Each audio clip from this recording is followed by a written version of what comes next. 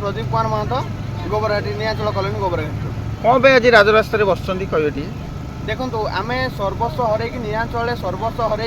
आम विटामाटी देचु आम बापा संपत्ति आम जगह सब जगह आम देचु से तो बर्तमान से निआंचल कौन आमको कौन प्रकार चाकरी स्थायी निजुक्ति दब ना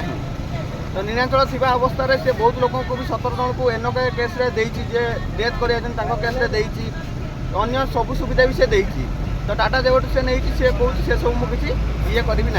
ना बहुत थर दाबी पत्र दिहला आ बहुत दिन भी आम गेट आगे धारणा करके बसिलु आज हो काली हो से सब मिछ प्रतिश्रुति दौरान तो से किसी समाधान करूना। तो बर्तमान आपण राति शीत दिन राति राजरास्त बसी यदि किसी सुविधा असुविधा हुए कौन देखो सर शीत दिन राति कि वर्षा दिन रात जो कथा कहते यहाँ आम आज नुआ नुहे दीर्घ 3 मास धरिकी आम निआंचल सामने बसलु से कौन कथा आमर से शुणीगले ना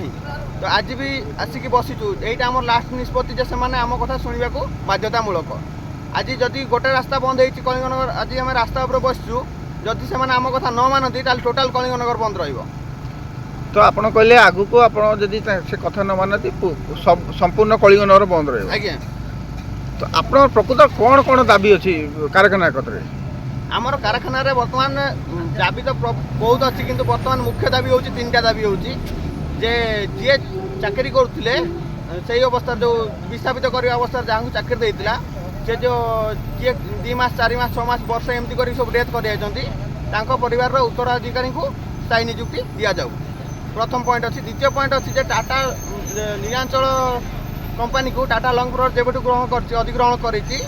जो व्यक्ति मानक 18 वर्ष रु अधिक होती स्थायी निजुक्ति दि जाऊ। तृतीय पॉइंट अच्छी जो मैंने कैश ऑन लीव जमीक